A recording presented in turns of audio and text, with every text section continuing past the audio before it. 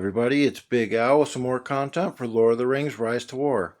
So, on this video, I'm going to talk about Falgin. But first, I want to repeat to the devs that the recuperation mechanic is dumb. You're stopping people from spending time in the game.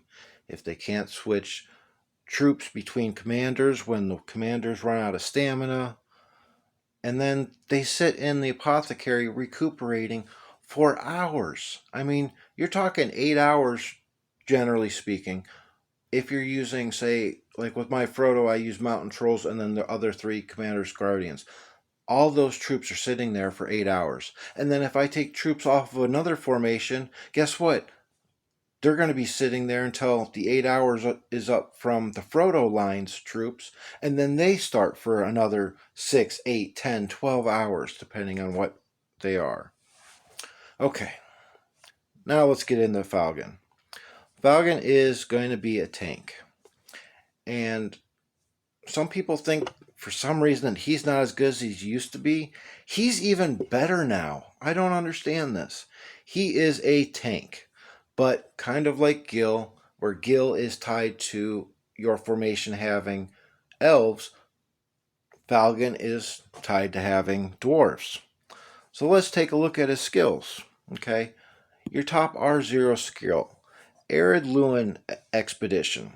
So with this, for each formation composed of dwarf units in your army, defense of the commander's formation plus 10, and it stacks twice. And then it adds an additional time that it can stack, and then the unit hit points. Okay, so that's a good skill. Okay, that is his damage reduction skill. It's with the extra defense, it helps that. Okay, the bottom R0 is Musician. Quite a few commanders have this. Restores, hold on, let me max it out. Restores 420% hit points to the commander's formation unit. It's modified by focus. At level 5, it purifies 1 debuff. And this is what I was talking about with Frodo. At level 10, unit defense is plus 10. That's what it should be, not plus 5. Next is Durin's Blood. Everybody knows this skill. It is on every dwarf, and it is the best damage skill in the game.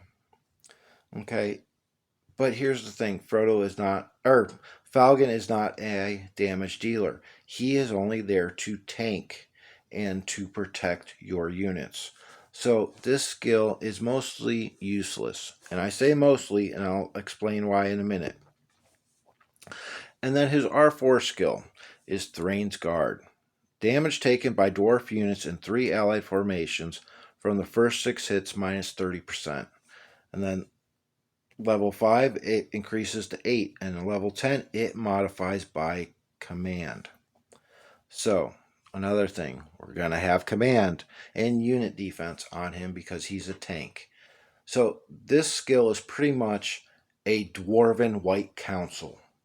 That is the best way to think about it. Okay?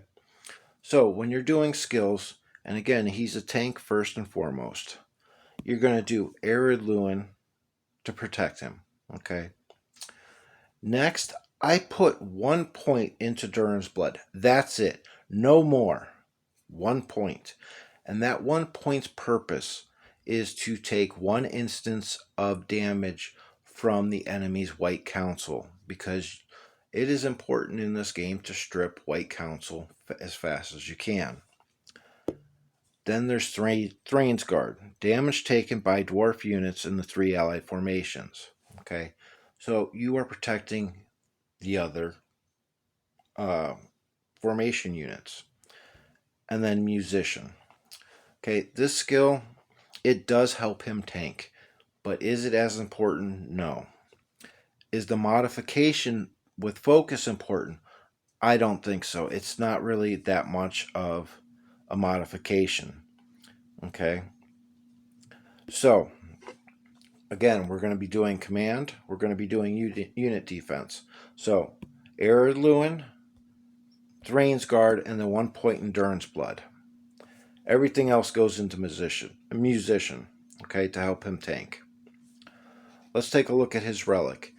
Now, with his relic, is built perfect for the tank.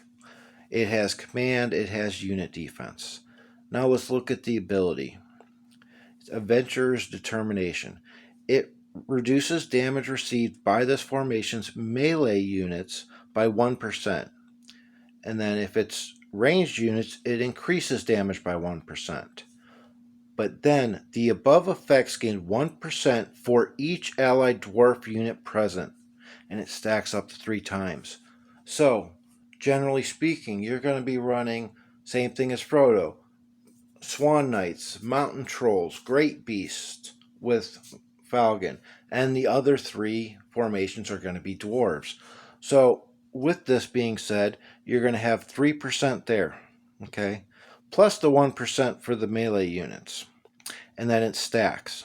So, even at base level, with the relic not being refined at all, you're looking at 4%.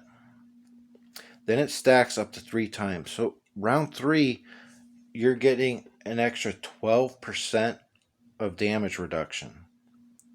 Well, what happens in round 3? Durin's Blood. A lot of the other major damage skills happen in round 3. So that's an additional 12% off. Okay? And he's a tank.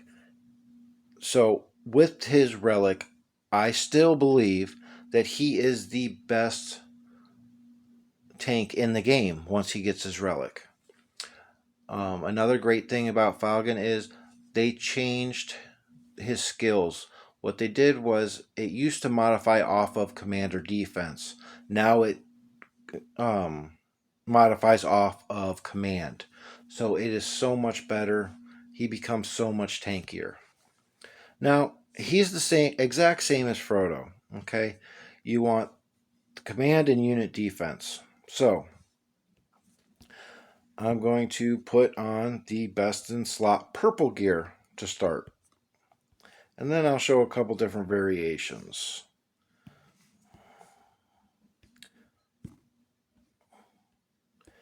And same as Frodo, I recommend fortitude or evasive maneuvers, or evasive action. And evasive action for the first 3 rounds, the formation's damage received minus 10%. So it's even more damage reduction. And most likely you're going to be running a Swan Knight or Mountain Troll if you're non-role play, or a Great Beast. So with the Mountain Trolls and the Swan Knights, they protect or taunt for the first 3 rounds. So that helps a lot. The second one is Fortitude. Physical damage received by the commander's formation, minus 5%. So those are the 2 best defensive gear set effects. You know, you can use thick armor and divide and conquer. They're not as good as these, but something is better than nothing. Okay, now with gear, okay, I'm going to show a couple different options. Some people think that the modification for the focus is worth it. I am not one of those people. Yes, sure, if you can give it to them without losing any unit defense or command, go ahead and do it. So with purple, that would be the crossbow. I mean, you're getting some unit defense, you're getting command, and you're getting focus. But as you see, oh, yep, that's the right one. You're getting a little bit less command, and I have one more refinement to do on this crossbow. But you'll get a little bit less command, you'll get a little bit less unit defense, but you do get focus. Okay, now with gold gear, Reckoning is going to be the best in slot for him. You can also use a Nordor sword as well if you want to try to get a little bit more focus to help with the modification for the heal. But again, in my opinion, the modification doesn't matter. That heal's only going off in 3 rounds. 3, 6, and 9. So the heal's going to do what it's going to do. I much rather have the damage reduction with the extra command and extra unit defense for the whole fight. You can do the harp as well for the accessory. Cask of the Submerged Isle for the helmet. The Herod cask works as well. And then same thing with the armor. You can do the, what is it? High Elf Hawbuck would be the first, and then Durin's Plate would be for the second. Another good thing about Falgin and Frodo, they are tier 2 commanders. They are easier to get higher respect on. But also, they will perform better with purple gear than, say, your Gil or Gandalf the White if you want to use him as a tank. Those higher, um, those higher tier level commanders, they do need the gold gear to do a little bit better. But once they get that gold gear, they are great tanks. But like I said, Falcon and Frodo can work with purple gear. So, again, he's the dwarven version of White Council. He's a tank. Great to go. So, that's my video on Falcon.